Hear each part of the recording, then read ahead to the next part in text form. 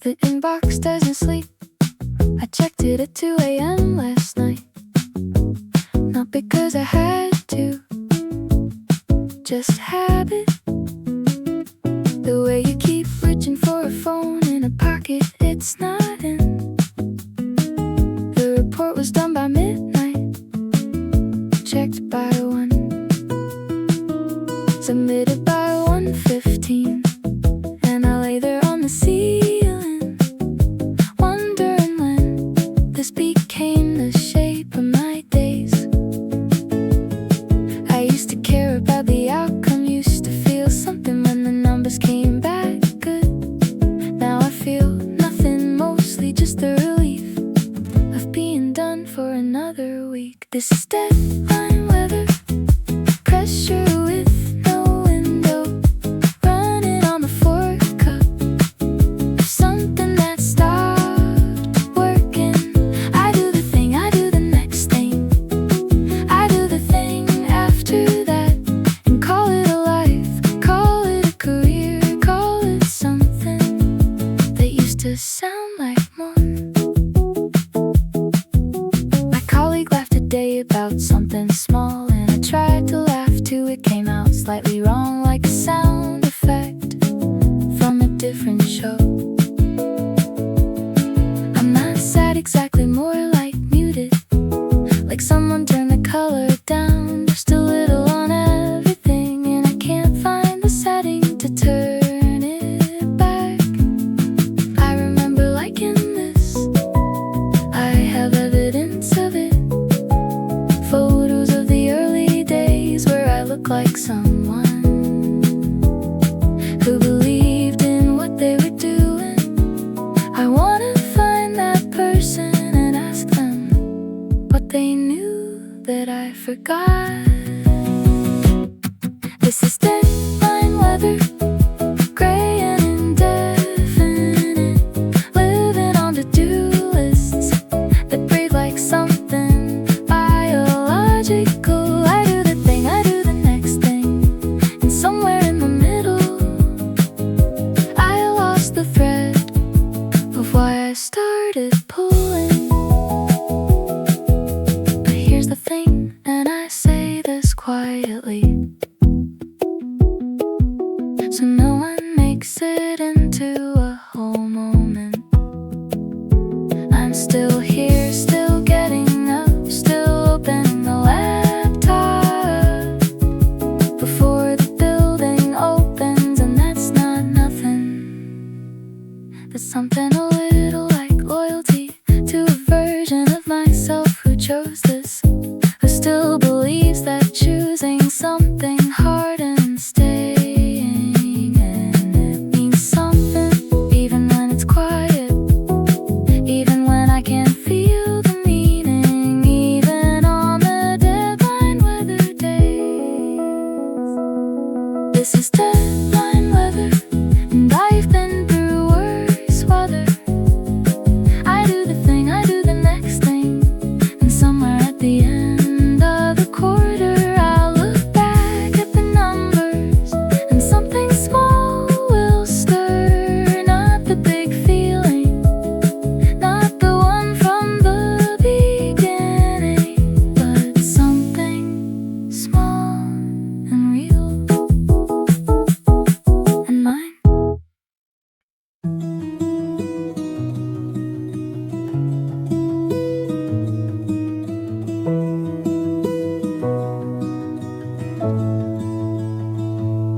Dear, the job I'm about to leave, I didn't think I'd be writing this, at least not so soon, maybe not at all.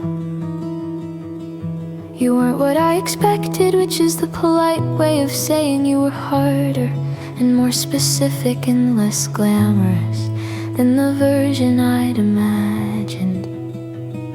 But you taught me things that don't fit on a resume, how to stay when staying costs something, how to lose gracefully in the small ways that nobody tracks but everybody notices. You taught me what I'm actually made of, which turns out is more than I thought. and different than I planned. Dear the colleagues who became something more, the ones who saved me a seat without making it a big thing, the ones who said happened to me too. When I got something wrong in front of the wrong people, I'm gonna miss the specific version of myself that existed between 9 and 6. In that particular building, on that particular floor, that self, the desk version, won't travel with me exactly, but they're inside the next version, the way all the versions are stacked quietly inside. You taught me things that don't exist in training manuals, how to disagree without burning, how to be grateful for hard managers later, always later, how to find the one person on a floor of 40 who sees what you're actually doing, and let that be enough. Dear the version of me who started here, anxious in the elevator, passwords wrong 3 times, eating lunch alone until I didn't. Look where we got to, look at the meetings we can run now, the emails we write without rereading 8 times, the questions we ask out loud in rooms full of people who used to feel like weather. We just had to survive. We got good at this just in time to go get good at something else. You taught me what matters, which is the hardest thing to teach, and nobody tries to teach it formally. You just have to stay long enough to find out. I stayed long enough, I found out.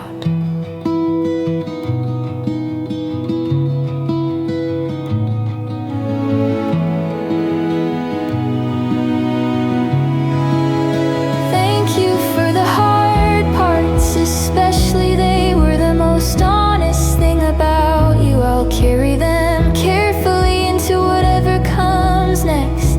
Yours, the person who showed up anyway, every single morning, even the bad ones, especially those.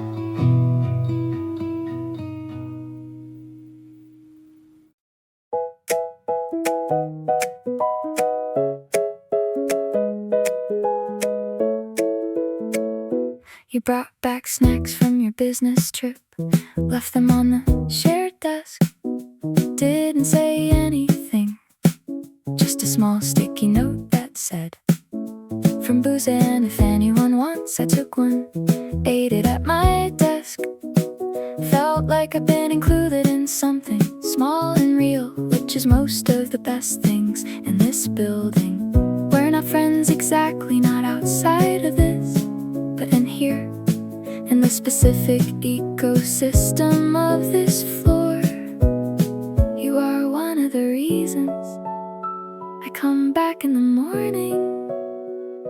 Floor 14, with the broken blind on the east window, the coffee machine that takes 3 tries on cold mornings, the people who become a kind of family that nobody signed up for, but everyone quietly needed. 14, where we learned each other's rhythms, covered for each other on the hard weeks without keeping score. This is the job, but it's also something else. You stayed late on the Thursday when my project was going sideways. Didn't make it into a gesture, just pulled up a chair, said, "Where are we?" and started helping. I finished at 11:15. You were gone by 9, and you didn't mention it the next day, which made it mean more than any other things that get mentioned. I've worked in places where the floor was just a floor, where people arrived and left without making a shape in the air between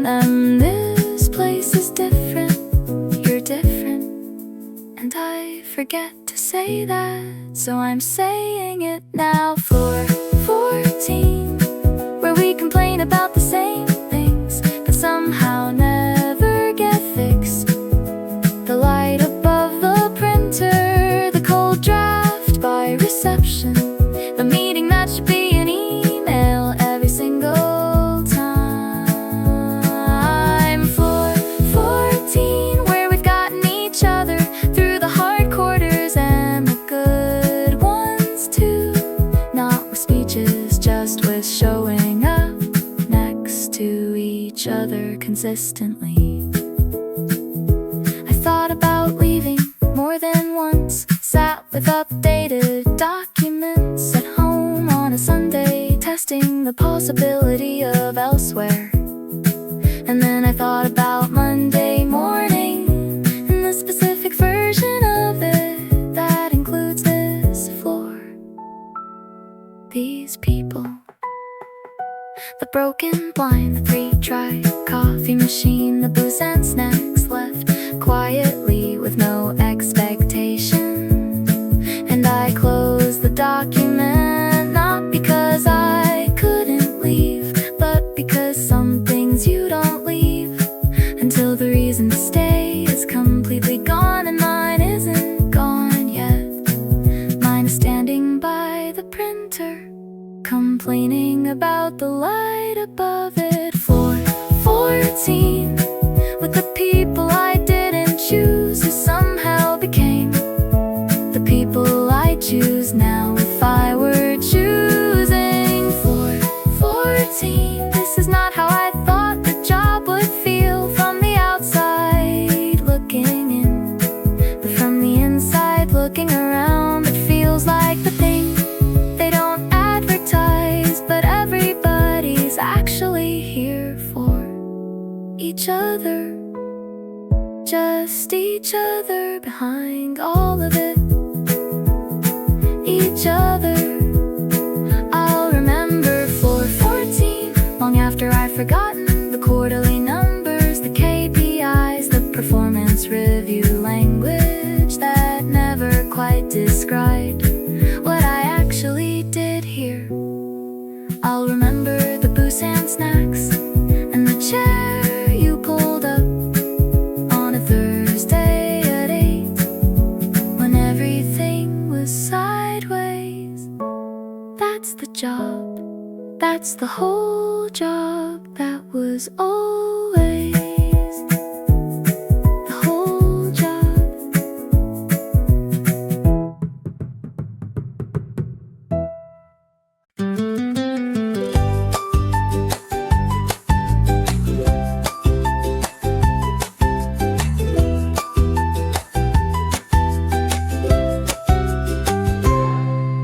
I map the whole floor in my head. Who sits near the window? Who gets coffee first? Who you don't interrupt before 10? You told me none of this, I had to feel it out week by week, Wrong step by wrong step, until the floor started to feel like mine. I remember my first year here, The way you're careful with everything, the way you reread every email before you send it. twice, Sometimes 3 times, that's not weakness, that's someone who understands. The words land differently depending on where you stand when you throw them. we work in the same building, same floor, same hours, drink from the same coffee machine that no one ever cleans, but we live in different versions of this place. You learn in the building, I've already become part of it. Neither of us is wrong, we're just at different points on the same long road. You never explain things twice, which used to frustrate me. Now I think I understand. You were teaching me to find my own way to the answer, So I'd actually remember it. you asked better questions as the months went on. I noticed, I didn't say anything, but I noticed this is how it works. This is the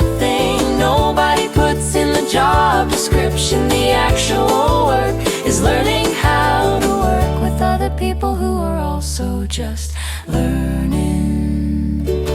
Some days that's frustrating, some days it's the whole point. I used to think I needed someone to hand me the map. I used to think I had nothing left worth passing on. But here we are, same floor, different mornings, and somehow that's enough to build something real on. Somehow that's been enough all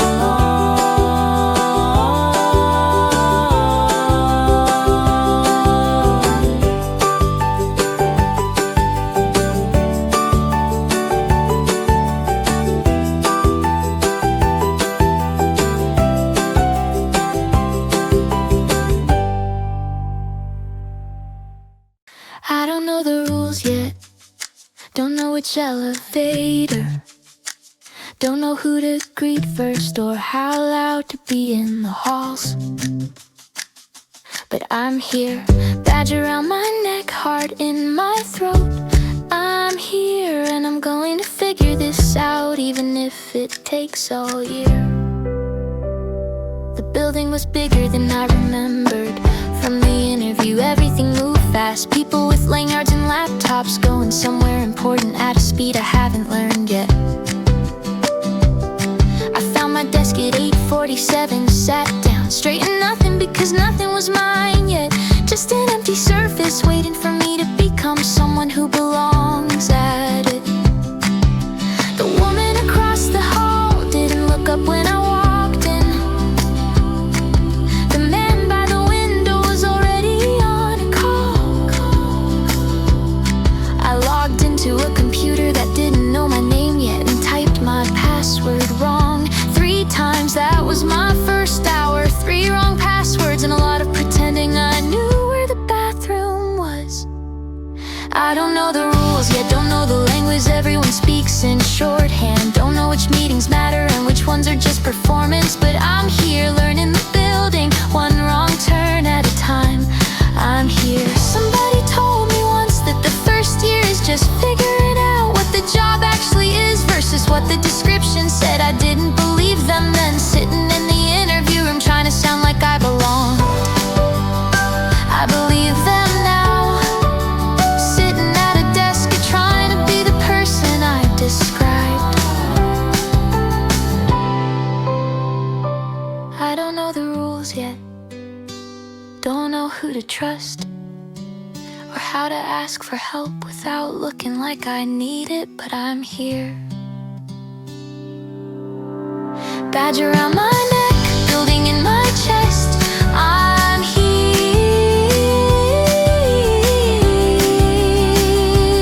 First day, first badge, first wrong password, first quiet lunch alone. And still I came back after lunch. I came back.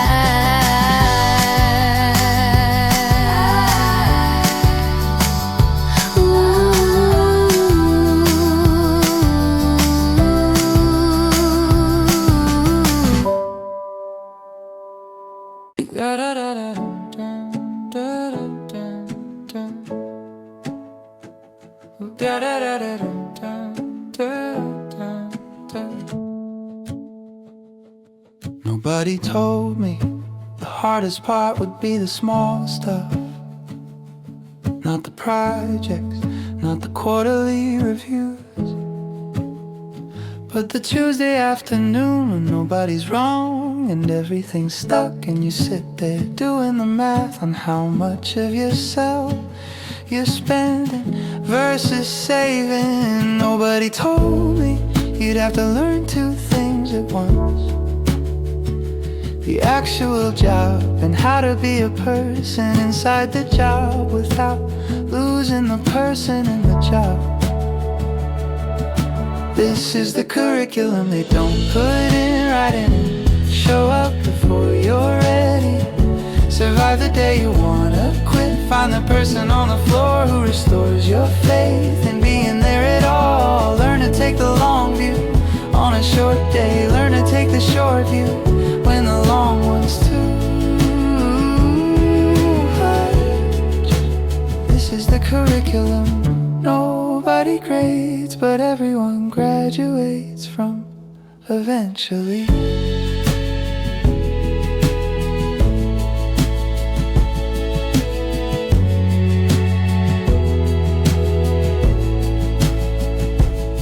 I had a manager once who never praised anyone publicly.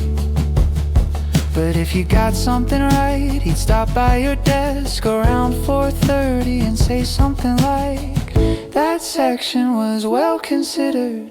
That was it, well considered. I didn't wash my hair the next day. I was that happy.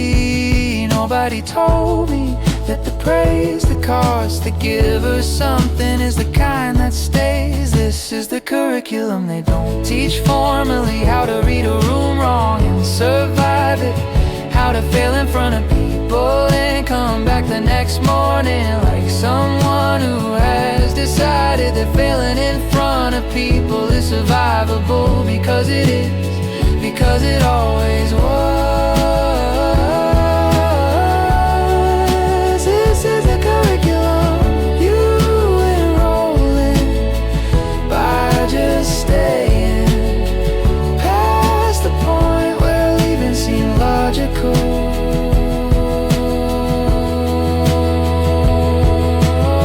Here's what I know now that I wish I'd known in year one. The people who look the most confident are often running the same internal script. Am I doing this right? Does this make sense? Did I just say something stupid? You're not behind, you're just honest about being in the middle of it. Also, eat lunch, actual lunch, away from the desk. Your brain is not a machine, even though the building sometimes treats it like one. And the work that feels invisible, the careful email, the extra check, the question you asked to save someone from a mistake they didn't know they were making. That work matters even when it doesn't get named, especially when it doesn't get named. This is the curriculum the years wrote in you without asking. Your mission, show up before you're ready, check. Survive the day you wanted to quit, check. Find the person who makes the floor feel possible, found them. Learn to take the long view, still learning. This is the curriculum you'll never stop taking and never fully finish, which turns out is not a flaw in the design. That's the whole design. Incomplete, still going, still here.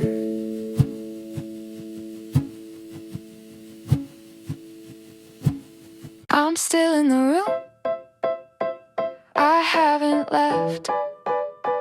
I'm still in the room.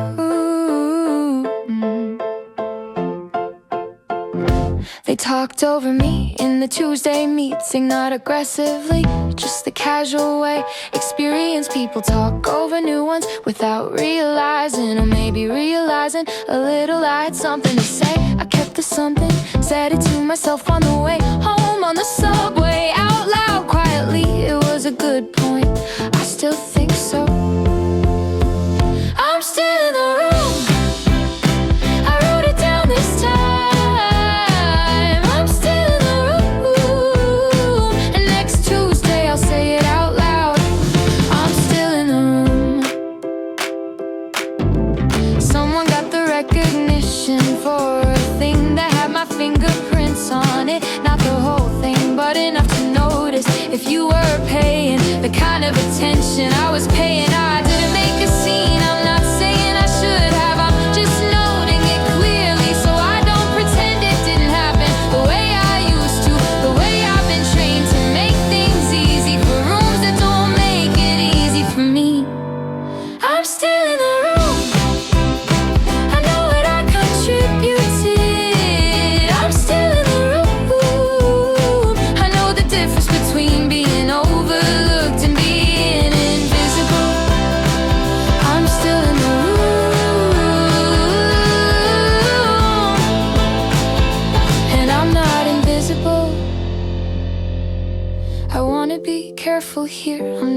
angry, not exactly. I'm more like awake to something that I used to let go past me with a small polite smile.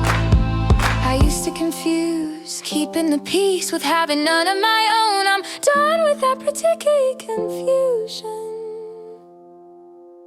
I'm still in the room, taking up the space I earned. I'm still in the room, speaking at a volume people have to actually hear. I'm still in the room, and I have something to say, and I'm gonna say it clearly on a Tuesday in front of everyone. I'm still in the room.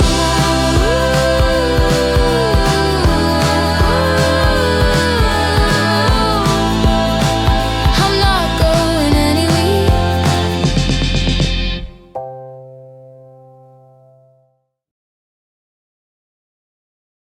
In the old game of Go, an incomplete move is called mistake.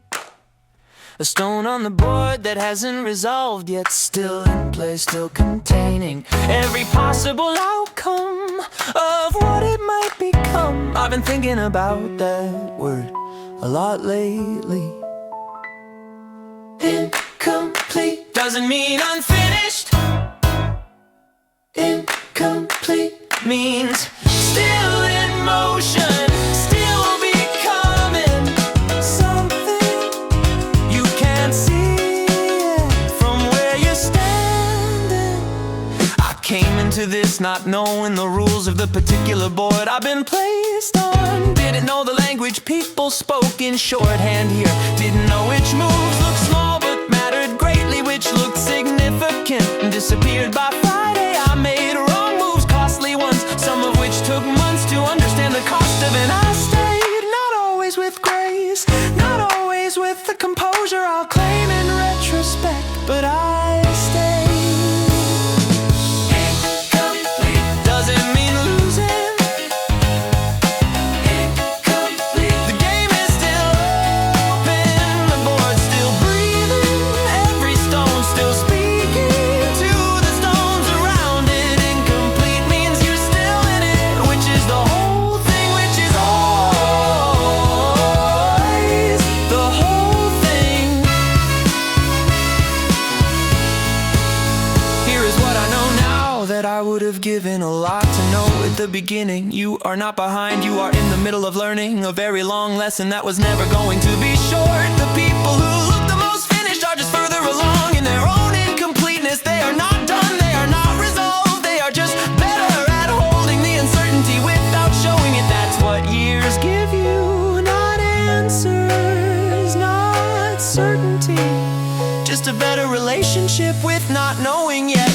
Incomplete, I used to say it like an apology. Incomplete, like something that needed correcting. Now I say it like a position, a choice, a stone placed deliberately in a game, still being played. Here is the last thing. Every person who stayed in a hard room past the point where leaving seemed obvious. Everyone who sent the email twice because the first draft was still slightly wrong. Everyone who sat in the office at 6 at the vending machine choosing lemon, going back upstairs to finish the one thing. You are the board, you are the move, you are the game, still unresolved, still mattering, still full of every possible outcome of what you might become. Don't close it too soon.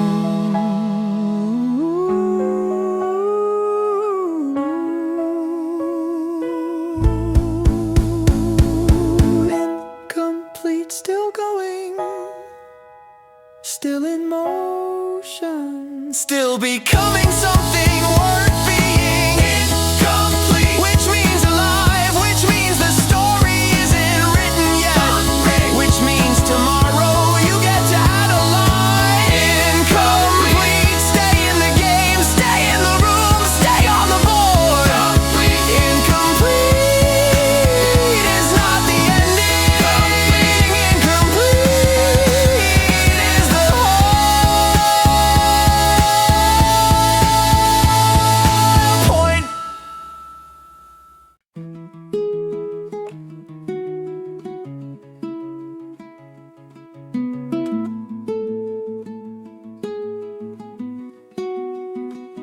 6 months in, I was still using the wrong template for the weekly report.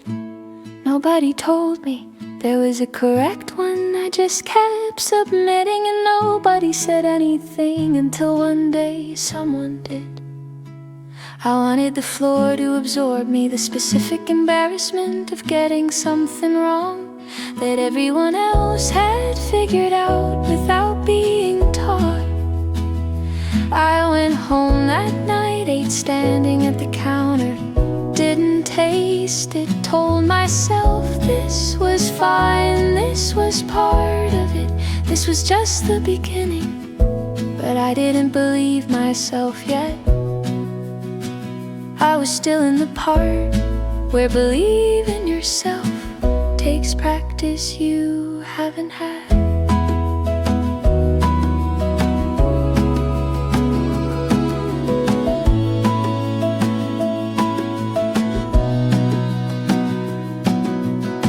The project came in October, bigger than anything I'd touched. My manager handed it to me without much ceremony, just you're on this now, and walked away. I said okay, like I knew what that meant. Went to my desk, opened a new document, and typed my name at the top, and then nothing for about 11 minutes. Then I started, not because I was ready, but because the cursor was just blinking there waiting. And someone had to go first. The next 3 weeks were the longest I'd ever been inside. I made mistakes I caught and mistakes I didn't. I asked questions I was embarrassed to ask, and got answers that made me embarrassed. I hadn't asked sooner, and somewhere in that something shifted, too small to name while it was happening.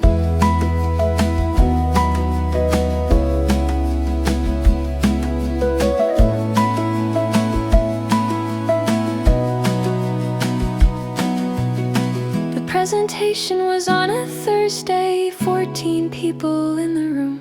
I knew 12 of their faces, and none of them as well as I'd like to. I spoke for 9 minutes, went slightly over, caught myself, kept going afterward. My manager said good, just that good, one word in a low voice while looking at his phone. And I stood there in the hallway and felt something that I want to describe precisely.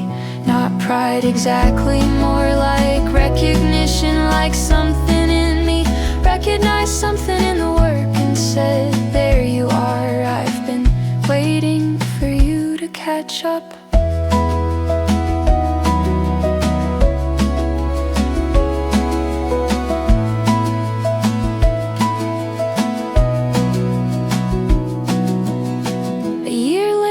Someone new joined the team. First week, wrong template, submitted without knowing. I saw it before the manager did. I pulled them aside quietly. Hey, there's a format they didn't tell you about, I'll send it over. They said, oh God, thank you, with the exact relief of someone who needed that.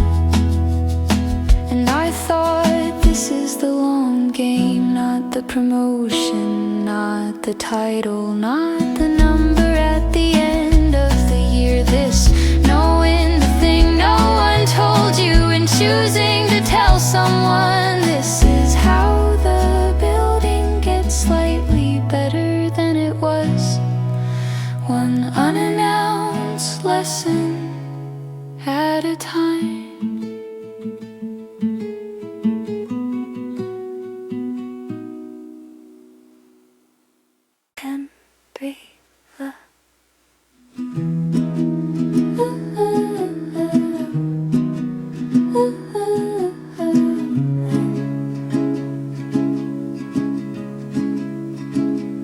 That's why I come at 6. The office is loudest at noon, and at the vending machine at 6. It is just me and the hum of something refrigerated, and a choice between things that all taste approximately the same. I've been standing here for longer than it takes to choose a drink. I know the meeting ran long, the kind that runs long, because nobody wants to be the one who ends it. We all just kept going like we were waiting for weather to change. It changed eventually, it always does. I picked something with lemon. I don't even like lemon, but I needed a decision I could make without anyone watching. Here is what I know about myself. Vending machines at 6. I am tired in the specific way that sleep doesn't fully fix. That weekend's approximate but don't complete. I am also, and this is true, still here, still in the building at 6, still choosing lemon, still going back to my desk to finish the one thing before I let myself leave. That's not nothing most days, that's the whole thing.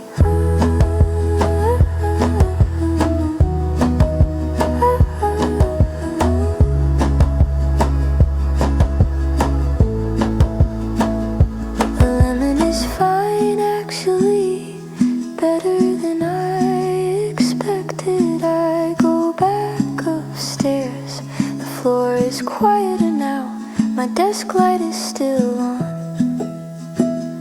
like it was waiting.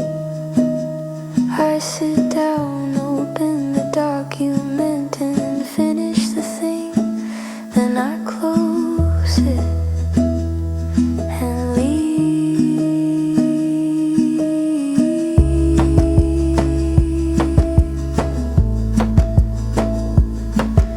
The building doesn't notice, buildings never do, but I noticed I came back. I always come back, and that's the part that matters, that's always been